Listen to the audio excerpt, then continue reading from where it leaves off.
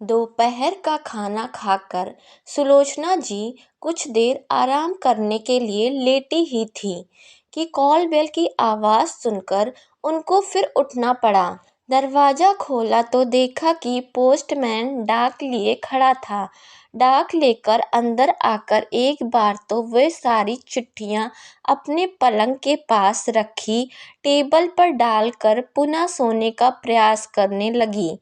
पर एक बार नींद में खलल पड़ने के बाद वापस नींद आना इतना आसान नहीं था। अतः 5-7 मिनट आंख बंद करके सोने का प्रयास करके वे पुनः उठकर बैठ गईं। पास रखी डाक उठाकर देखी तो उसमें टेलीफोन बिल, बिजली का बिल तथा किसी मेडिकल कॉन्फ्रेंस का निमंत्रण पत्र और 2 पत्र नजर आए। एक लिफाफे पर उनका पता टाइप किया हुआ था। कोने में प्रेषक के नाम पर सौरभ का नाम देखकर आश्चर्य हुआ। सौरभ के दिल्ली जाने के बाद आज पहली बार उसका पत्र मिला था। इतने समय बाद बेटे को माँ की याद कैसे आई?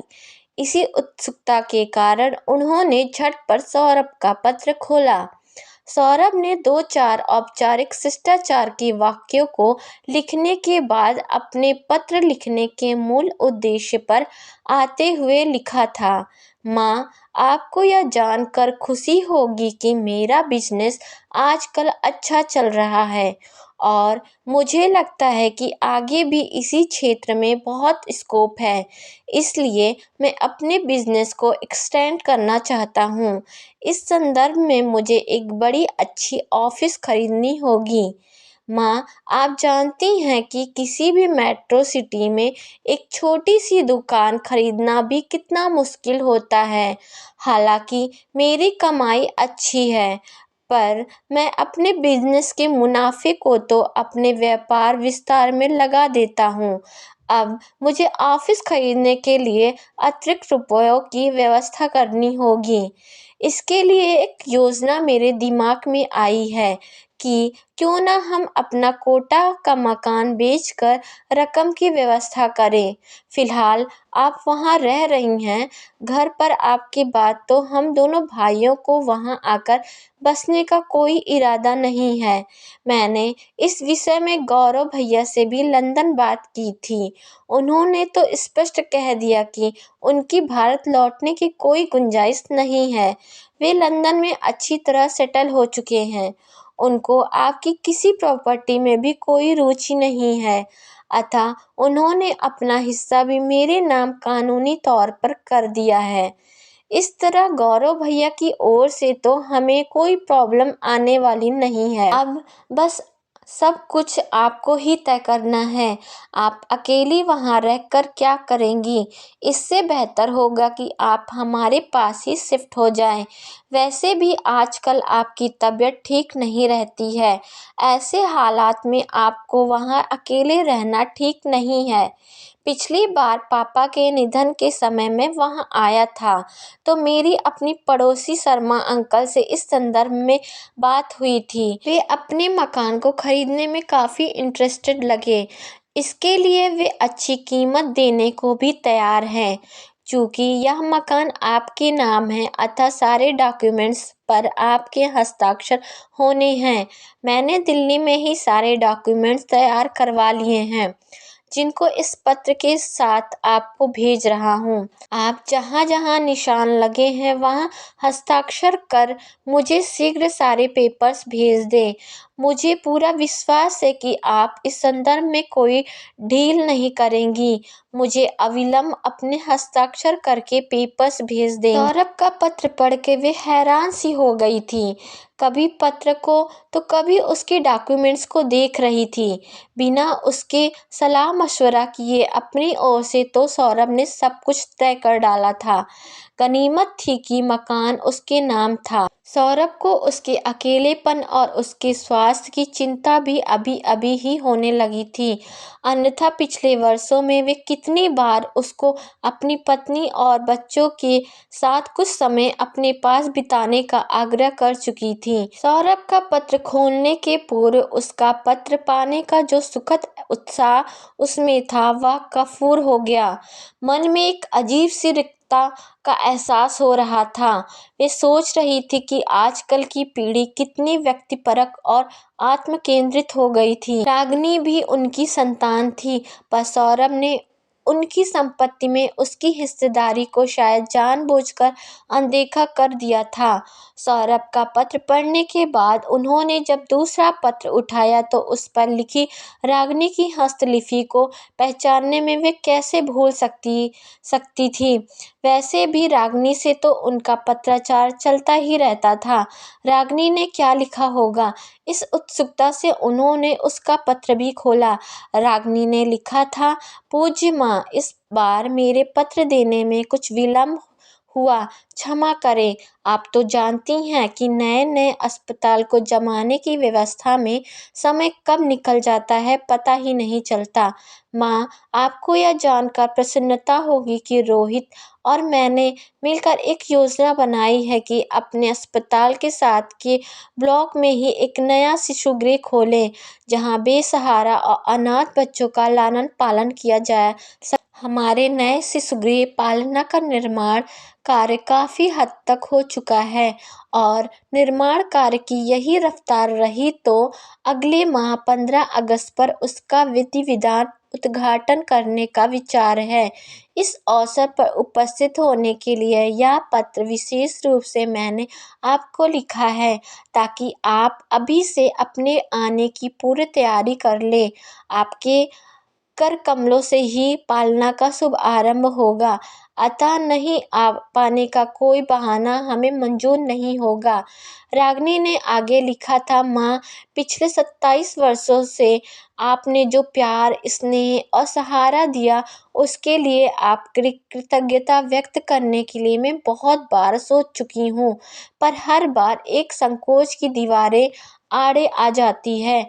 आप बहुत दिनों तक सोचने के बाद अपने मन की बात आपसे करने का मैंने निर्णय कर ही लिया है।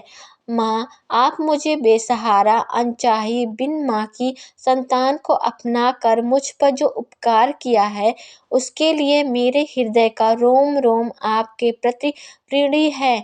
आपने मुझे केवल सहारा ही नहीं दिया, मुझे आपने अंतर्मन से अपनाया, मेरी अच्छी से अच्छी परवरिश की, मुझे पढ़ाया, लिखाया और डॉक्टर बनाया। यह सब मैं क्या कभी भूल पाऊंगी? स्वयं की 2-2 संतानें होते हुए भी आपने मुझे एक पल के लिए भी इस बात का एहसास नहीं होने दिया कि मैं आपकी जन्मदायी पुत्री नहीं, बल्कि एक अपनाई हुई दंतक पुत्री हूँ। अपने बचपन की एक-एक स्मृति की मैंने बहुत सहेज कर रखा है। जब गौरव और सौरभ भैया मुझे छेड़ते, तंग करते, तब भी आप उनका पक्ष लेने की बजाय सदैव मेरी ही तरफदारी करती। माँ, अपने बचपन में तो मैं यही समझती रही कि आप ही मेरी जननी हैं, पर जब कुछ समझ आई और हकीकत का पता चला तो आपके प्रति मेरी श्रद्धा दुगनी हो गई। उसी दिन से आप मेरी सब कुछ, फ्रेंड, फिलॉसफर और गाइड बन गई थी। माँ, मैंने भगवान को तो नहीं देखा है, पर आप भी मुझे हमेशा भगवान ही नज़र आई हैं। आपने मेरे लिए जैसे असहाय, लाचार और बेबस बच्ची को अपनाकर समाज में अपनी उदारता का जो आदर्श स्थापित किया है, वही पथ मेरे जीवन का मार्गदर्शन बन गया है। मेरी बहुत वर्षों से यह अभिलाषा रही थी कि मैं भी आपकी तरह जीवन में कम से कम एक अनाथ को सनाथ बना पाऊँ। रोहित का तो हर समय सहयोग और मार्गदर्शन तथा आपकी प्रेरणा ही मेरे जीवन का प्रत्यय बने। जिस दिन आपके कर कमलों से पालना का शुभारंभ होगा, वह दिन मेरे जीवन का स्वर्णिम दिन होगा। आपके 65 जन्मदिवस पर रोहित और मेरा आपके लिए यह एक छोटा सा उपहार है। बस अब तो आपके आगमन की प्रतीक्षा है। कृपया निराश नहीं करिएगा। रागिनी की पत्र की आत्मीयता ने उन्हें भीतर तक सरोबोर कर दिया। वह चुप-चुप सी शांत स्वभाव वाली लड़की आज सहसा कितनी मुखर हो गई थी। आज अचानक ही जीवन की धूप-छाँव का साथ-साथ अनुभव हो रहा था। उनके सामने एक ओर सौरभ का पत्र था, जिसमें केवल अपने हक और अधिकारों की बात लिखी गई थी। अपने दोनों पुत्रों की अच्छी से अच्छी परवरिश के लिए उन लोगों ने क्या कुछ नहीं किया। अच्छे से अच्छे स्कूल, हॉस्टल में उन्हें भेजा, उनको जीवन की हर सुविधाएं उपलब्ध करवाईं, पर उनके बच्चों ने तो यह माँ-बाप का बच्चों के प्रति कर्तव्य होता है, यह समझकर कभी उनको भावनाओं को महत्व नहीं दिया। दूसरी ओर रागिनी का पत्र था। पत्र के हर शब्द में उनके प्रति उनकी श्रद्धा और आदर के भाव थे। रागिनी ने उनको इतना सम्मान दिया था कि उसके पत्र को पढ़कर एक बार तो सौरभ के पत्र से मिली व्यथा और पीड़ा को भी वह भूल गई। आज अपने अतीत के पन्ने पलटने का उनका बहुत मन हो रहा था। पिछले कुछ वर्षों में जीवन में कितना कुछ घट गया था। रागिनी का आगमन उनके जीवन से अप्रत्याशित रूप से हुआ था। उन दिनों में वे सरकारी अस्पताल में महिला रोग चिकित्सक के रूप में कार्यरत थी। उस समय वे अपनी यूनिट की प्रमुख थीं। अपनी कार्यकुशलता के कारण उनके मरीजों में उनकी अच्छी लोकप्रियता थी। उन्हीं दिनों में सावित्री पुनः उनके संपर्क में आई। बचपन में सावित्री और वे एक ही मोहल्ले में रहने के कारण एक दूसरे से परिचित थी। सावित्री के उससे उम्र में 7-8 वर्षों का अंतर होने के कारण उससे उसकी मित्रता तो नहीं थी, फिर भी दोनों परिवारों के बीच मधुर संबंध थे। सुभाष से विवाह होने के बाद वे स्वयं तो कोटा आ गई थी। बाद में सावित्री का विवाह कहाँ हुआ उन्हें पता ही नहीं चल पाया। उस दिन कई वर्षों के पश्चात अचानक एक मरीज के रूप में सावित्री जब उनके पास आई तो एक एक बार की तो उसे पहचान भी नहीं पाई। वह सुंदर नाजुक सी लड़की पिछले 10 वर्षों में कितनी बदल गई। सावित्री ने भी शायद उम्मीद नहीं की थी कि उनकी जांच करने वाली डॉक्टर उनकी परिचित ही निकलेगी। कुछ क्षणों के लिए दोनों ही एक दूसरे को पहचानने का प्रयास करते रहे। बाद में सावित्री से उनका विस्तृत परिचय पाकर उन्हें सब कुछ स्मरण हो आया। उस समय सावित्री को चौथा महीना चल रहा था और बहुत कमजोर और एनीमिक लग रही थी। सावित्री से ही तो पता चला कि पिछले 4 वर्षों में 2 कन्याओं को जन्म देने के अलावा उसका एक बार पाँव फिसलकर गिर जाने से अबॉर्शन हो चुका था। इतने कम अंतराल में वह एक बार फिर से गर्भवती हो गई थी। सावित्री की चेहरे की घबराहट देखकर उन्होंने जब उसकी परेशानी का कारण पूछा तो उसने बतलाया कि 2 बेटियों को जन्म देने के कारण उसके पति और सास उस पर बहुत जुल्म ढा रहे थे। एक बार तो उन्होंने स्पष्ट कह दिया था कि अगर उसने फिर से बेटी को जन्म दिया तो वे लोग उसको घर से ही निकाल देंगे। सावित्री की दर्द भरी दास्तान को सुनकर वे विचार मग्न हो गई थी। सावित्री बार-बार उनसे प्रार्थना कर रही थी कि उसका गर्भपात करा दें, ताकि उसके गर्भ में इस बार भी कन्या भ्रूण हुई तो उसकी सास और पति उसे कतई माफ नहीं करेंगे। सावित्री की बात सुनकर वे गंभीर हो गई, पर उसकी जांच करने के पूर्व वे कुछ भी नहीं कर सकती थी। उन्होंने सावित्री का अच्छी तरह मुआयना करने के पश्चात उसे स्पष्ट कह दिया था कि उसका 18 सप्ताहों का गर्भ होने के कारण उसका इस हालात में गर्भपात करना उसके लिए जानलेवा हो सकता था। उन दिनों सोनोग्राफी का भी विशेष प्रचलन नहीं था, जिससे उसकी अंदरूनी स्थिति की स्पष्ट जांच हो पाती। उसको समझाना चाहा कि यदि उसके पति और सास उस पर पुत्र पैदा करने के लिए मानसिक रूप से इतना दबाव बना रहे हैं तो वह अंतिम बार एक चांस और ले ले, हो सकता है इस बार उसके गर्भ में पुत्र हो। पहले तो सावित्री पर उसकी बातों का विशेष असर नहीं हुआ। वह बार बार एक ही रट लगाए जा रही थी कि वे उसका अबॉर्शन कर दें, पर जब उन्होंने इसकी बात को मानने से स्पष्ट इनकार कर दिया और उसे देर तक समझाया तो वह कुछ सहज हुई। उन्होंने उससे यह भी कहा था कि कोई तकलीफ हो वह निसंकोच उसके पास आए। उन्होंने अपने पास से सावित्री को आवश्यक दवाएं और टॉनिक भी दी। उसे स्पष्ट बात की कि वह अपने खान पान पर विशेष ध्यान रखे। इस प्रकार सावित्री से उसका पुनः संपर्क हुआ। उसके बाद सावित्री समय समय पर उसके पास जांच के लिए आती रही। सावित्री से धीरे धीरे उसकी पारिवारिक परिस्थितियों की जानकारी मिलती रही। सावित्री ने बतलाया कि उसके पति घर में अकेले कमाने वाले थे। उन पर अपनी माँ तथा 2 कुंवारियों बहनों की पहले से ही जिम्मेदारियां थीं। जब उसके भी 2 लड़कियां हो गईं तो उसकी सास और पति बहुत बौखला गए थे। अपनी सारी कुंठा और नाराजगी वे उस पर ही निकालते रहते थे। यही वजह थी कि जैसे जैसे प्रसव का समय नजदीक आ रहा था, सावित्री के मन में डर और शंकाओं के बादल गहराते जा रहे थे। सावित्री की शारीरिक अवस्था को देखते उसका ऑपरेशन होना था। सावित्री की घबराहट बहुत बढ़ गई थी। ऑपरेशन टेबल पर भी सावित्री उनको हाथ पकड़कर बार बार याचना कर रही थी, दीदी यदि ऑपरेशन के दौरान मेरी मौत हो जाए और इस बार यदि मेरी बेटी ही पैदा हो तो आप कृपया मेरे घर वालों को मेरी बच्ची को नहीं सौंपें। मैं नहीं जानती कि मेरी पहली 2 बेटियों की तरह इसको भी जन्म लेते ही अपमान और अब उपेक्षा झेलनी पड़े। आपके पास तो ऐसे बहुत से निसंतान दंपत्ति आते होंगे जिनके आपने बच्चे न होने के कारण वे दूसरों के बच्चों को गोद लेना चाहते हैं। आप कृपया ऐसे ही जरूरतमंद दंपत्ति को मेरी बच्ची सौंप दें, जहां उसके आगमन का सदैव स्वागत किया जाएगा। कहते कहते सावित्री रो पड़ी थी। सावित्री की बातों को सुनकर उनकी भी आंखें भर आई।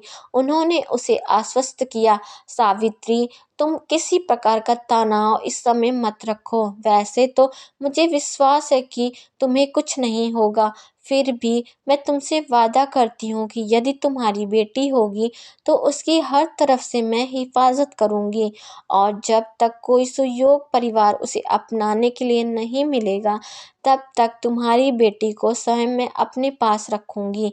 उसका आश्वासन मिलने के बाद सावित्री बहुत निश्चिंत हो गई थी। उसकी आंखों में आए कृतज्ञता के भाव वे आज भी नहीं भूल पाई है। वह बोली, दीदी मैं जीवन भर तनाव मुक्त और निश्चिंत होकर जी तो नहीं पाई, पर आज आपकी बात सुनकर शांति से मर जरूर सकूंगी। उसकी बात एनेस्थीसिया के प्रभाव के कारण उसकी आंखें बंद हो गई। ऑपरेशन के दौरान अचानक उसका ब्लड प्रेशर बहुत बढ़ जाने के कारण उसकी स्थिति बहुत गंभीर हो गई थी। हर संभव प्रयास करने पर भी उसको बचा नहीं पाई। हाँ, उसकी बेटी जरूर सही सलामत पैदा हो गई थी। ऑपरेशन थिएटर से बहुत दुखी मन से जब बाहर निकली तो सावित्री की सास ने बजाय सावित्री के स्वास्थ्य के विषय में पूछने के पहला प्रश्न यही किया, क्यों डॉक्टर साहब, इस बार तो मेरा पोता ही हुआ है ना। उन्होंने इनकार करते हुए जब उसे सावित्री की मृत्यु और उसकी पुत्री होने की सूचना दी तो वह अपना सिर पीटते हुए बोल पड़ी, हे भगवान, हमारे तो कर्म ही फूट गए हैं। हाय, मेरे बेटे का क्या होगा। इस महंगाई के जमाने में वह कैसे अपनी 2 बहनों और 3-3 बेटियों का बोझ उठा पाएगा। फिर सावित्री को कोसते हुए बोली, वह अभागी स्वयं तो चली गई, पर जाते जाते यह नई मुसीबत हमारे गले मड़ गई। अच्छा होता भगवान उसके साथ साथ इसे भी उठा लेता।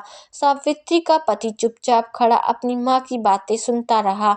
उसमें तो इतनी हिम्मत नहीं थी कि वह अपनी माँ के अनर्गल प्रलाप को रोकता। बल्कि उसके चेहरे के भाव से तो यही लग रहा था कि वह अपनी माँ से सहमत ही था। उसको देखकर लग रहा था कि उसको अपनी पत्नी की मौत का भी कोई ख़ास दुःख नहीं हुआ था। उन लोगों के रूप को देखकर उन्हें विश्वास हो गया कि सावित्री ने तो ठीक ही कहा था कि उसकी सास और पति कितने निर्मम थे।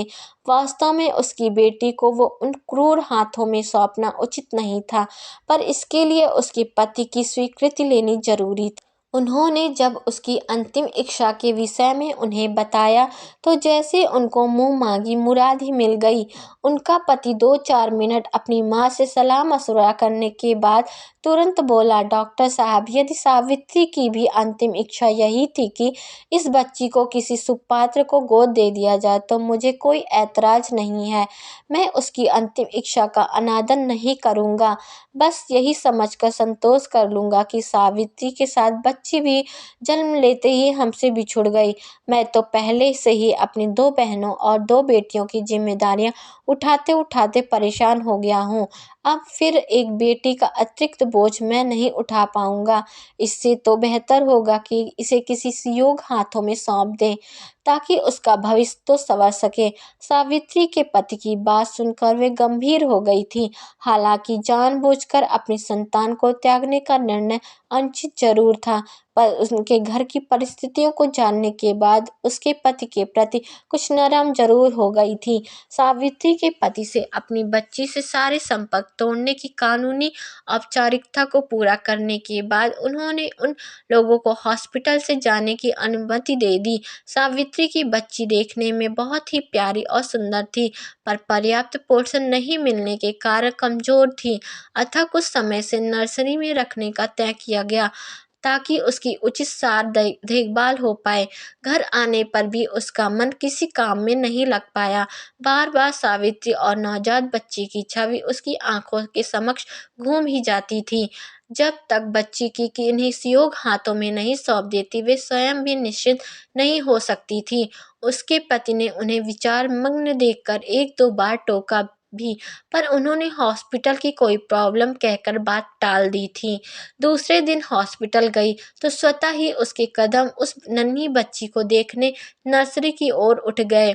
उस उनको बच्ची के पास देखकर नर्सरी की कई नर्सें बच्ची के पालने के इर्द-गिर्द इकट्ठी हो गई थीं।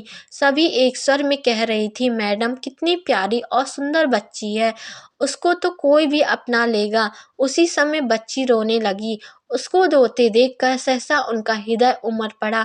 उन्होंने झट से उसको गोद में लेकर अपने सीने से लगा लिया। उस नन्ही सी जान को भी शायद उसके हृदय से लगकर माँ के स्पर्श की उष्मा का एहसास हुआ था। तभी वह उनकी गोद में जाते ही एकदम चुप हो गई थी। बस उसी क्षण उन्होंने मन में एक निर्णय ले लिया था कि वे उस बच्ची को किसी गैर को न सौंप करके स्वयं अपनाएंगी। अब से वे 2 पुत्रों के साथ साथ एक पुत्री की भी माँ बन गई। यह एहसास उन्हें अंदर तक सुकून पहुंचा। अपने प्रथम पुत्र के पश्चात उन्होंने ईश्वर से बहुत मन्नतें मांगी थी कि अगली बार उन्हें एक पुत्री जरूर मिले। उस समय तो उनकी कामना पूर्ण नहीं हुई, पर आज अनायास ही ईश्वर ने उनकी चिर संचित कामना को अवश्य पूरा कर दिया था। इस प्रकार रागिनी का उनके जीवन में आगमन हुआ। रागिनी को अपनाने के उनके फैसले से शुरू में तो उनके पति भी विशेष सहमत नहीं थे। उन्होंने उनको समझाना भी चाहा, सुलोचना, अब सौरभ और गौरव भी बड़े हो गए हैं। मुझे नहीं लगता कि तुम्हारे इस फैसले को बच्ची सहज स्वीकार कर लेंगे। इतने वर्षों के बाद हमारे प्यार और दुलार की वे किसी तीसरे बच्चे के साथ आसानी से शेयर नहीं कर पाएंगे। फिर भी मुझे यह व्यावहारिक नहीं लगता है कि तुम इतनी व्यस्तता और इस उम्र में फिर से एक नवजात शिशु का पालन पोषण ठीक से कर पाओगी। वैसे ही हॉस्पिटल और घर गृहस्थी की जिम्मेदारियां से तो तुम्हें समय नहीं मिलता। ऐसे में इस बच्ची को अपनाने का निर्णय मुझे तो बुद्धिमत्ता पूर्ण नहीं लगता। उन्होंने अपने पति से जब रागिनी की परिस्थितियां तथा अपनी इच्छा के विषय में देर तक बातचीत की तो अंततः उन्हें भी झुकना पड़ा। अपने पति को तो उन्होंने उन्होंने किसी तरह मना लिया था, पर गौरव और सौरभ की इस विषय में क्या प्रतिक्रिया होगी, इस दुविधा में वे कई दिनों तक रही। दोनों बच्चे उस समय उन लोगों से दूर हॉस्टल में पढ़ रहे थे। रागिनी के आने से उन्हें जीवन में एक नया मकसद मिल गया था। हालांकि उसकी परवरिश में शुरू में कुछ कठिनाइयां आई। सुबह हॉस्पिटल जाने के बाद उनकी अनुपस्थिति में बच्ची की देखरेख के लिए एक भरोसेमंद और कुशल परिचालिका की व्यवस्था करने के लेकर उसके खाने पीने पहनने की सामग्री जुटाने में शुरू में उन्हें कुछ मेहनत करनी पड़ी। गौरव और सौरभ को बड़ा करने के बाद छोटे बच्चों की परवरिश की आदत छूट ही गई थी। फिर से सूसू पोटी से लेकर रातों को जागने का सिलसिला एक बार पुनः शुरू हो गया था। पर थोड़े दिनों में अपनी नई जिम्मेदारियों की उन्हें आदत भी पड़ गई और जीवन से सत्कार करने का एहसास उन्हें आह्लादित भी करने लगा।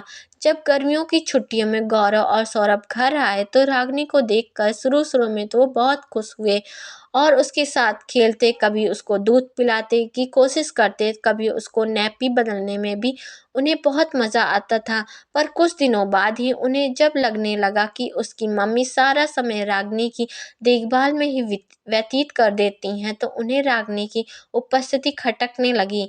एक बार तो नाराज होकर उन्होंने कह भी दिया, मम्मी आप सारे समय या तो अपने हॉस्पिटल में व्यस्त रहती हैं या घर पर रागिनी की देखभाल में लगी रहती हैं। हम इतने दिनों बाद हॉस्टल से आए हैं तो आ, कि आपके पास हमारे लिए समय नहीं रहता। आप इसको क्यों लेकर आई, इसे वापस क्यों नहीं अपने घर भेज देती। बच्चों की झुंझलाहट नाराजगी को दूर करने का वे हर संभव प्रयास करती, पर एक बात उन्होंने बच्चों के समक्ष स्पष्ट कर दी कि रागिनी उनकी बेटी थी और उनका हर घर ही उसका घर था। उसे वापस भेजने का तो प्रश्न ही नहीं उठता था। बस तब से दोनों भाइयों के मन में रागिनी के प्रति एक अजीब सी कुंठा घर कर गई थी। बड़े होने के साथ साथ रागिनी के प्रति उसकी उपेक्षा और नफरत बढ़ती ही गई। इसी बीच रागिनी भी बड़ी हो रही थी। रागिनी को उन्होंने अच्छे स्कूल में डाल दिया। बचपन से ही रागिनी पढ़ने में बहुत अच्छी रही, अपनी कक्षा में सदैव अव्वल आती रही। उनकी बहुत बड़ी इच्छा थी कि उनके दोनों बेटों में से कोई एक तो उनके व्यवसाय को अपनाए, पर सौरभ ने MBA में दाखिला लिया और गौरव ने इंजीनियरिंग करने का निश्चय किया। दोनों बच्चे शुरू से ही हॉस्टल में रहने के कारण परिवार से कट से गए थे। अपने अभिभावकों के साथ भी उनका खास लगाव नहीं रहा। कभी कभी तो बच्चों को बचपन में ही हॉस्टल के अपने निर्णय पर पछतावा भी बहुत होता, पर अब क्या ही हो सकता था। सुभाष भी अपनी बिजनेस में निरंतर उलझे रहे। बच्चों के लालन पालन में किसी भी प्रकार की कमी न रहने पाए, उनका यही प्रयत्न रहता।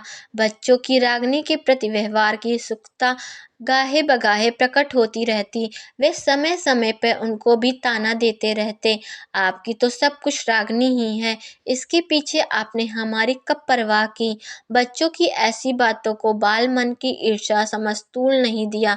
वे सोचती बड़े होने पे वे स्वयं समझदार हो जाएंगे, पर ऐसा कुछ नहीं हुआ। MBA करने के बाद गौरव को किसी मल्टीनेशनल कंपनी में बहुत अच्छी नौकरी मिल गई थी। कुछ समय मुंबई में रहने के बाद वह लंदन चला गया। एक बार विदेश जाने के बाद वह वहीं का होकर रह गया।